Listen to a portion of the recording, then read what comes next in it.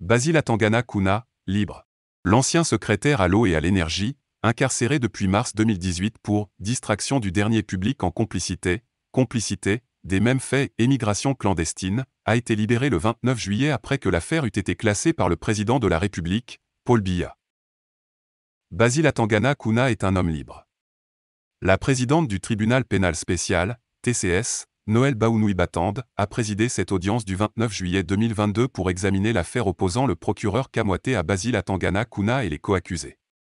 Prévu pour 15 h, le président de la magistrature entre finalement dans la salle d'audience à 16h06. Elle a immédiatement commencé à lire la législation et à annoncer l'inculpation de l'ancien ministre de l'Eau et de l'Énergie, Miné. 16h13, audience ajournée. Entouré de son avocat, Basile Atangana Kouna laisse transparaître les émotions sur son visage. Les embrassades se joignent, les membres viennent saluer et féliciter l'ancien pensionnaire de la prison centrale de Kondangui et son avocat Maître Luxac. L'ex-prisonnier retourne à la prison centrale de Yaoundé à bord de la voiture de détention provisoire, a-t-on compris, pour finaliser les documents en vue de sa libération totale. La mise en examen a été demandée par le procureur général près le TCS à la demande du ministre d'État, ministre de la Justice, Laurent Esso. Ceci après la restitution du corps du délit au Trésor public, soit un total de 1,265 milliards de francs CFA. Renvoyé en prison pour les formalités d'usage, l'ancien ministre a regagné sa résidence du quartier du Golfe à Yaoundé en début de soirée. Accueilli par les chants de joie et d'allégresse chantés par ses proches. 1,2 milliard de francs CFA.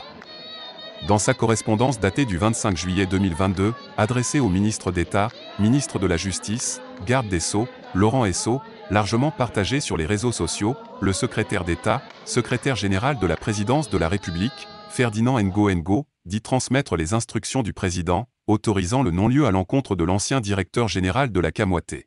J'ai l'honneur de vous transmettre les hautes directives du chef de l'État, dans lesquelles il réaffirme son consentement à le non-lieu, constatant que le recours au 64.3 PO est sans objet en l'espèce car l'intéressé a restitué l'intégralité du corps du délit. Basile Atangana Kouna a été arrêté au Nigeria en mars 2018 et ramené au Cameroun pour y être détenu dans le cadre de la procédure. Accusé de détournement de fonds et violation des dispositions de la loi sur marché public, a été cité dans cette affaire le natif de la Mefoué Akono, tout comme Jean-William Solo, son successeur à la tête de Cameroun Water Utilities, Kamwate, et 4 autres prestataires, René Martin Mbida, Jean Parfait Co et Jean Dieudonné MAH.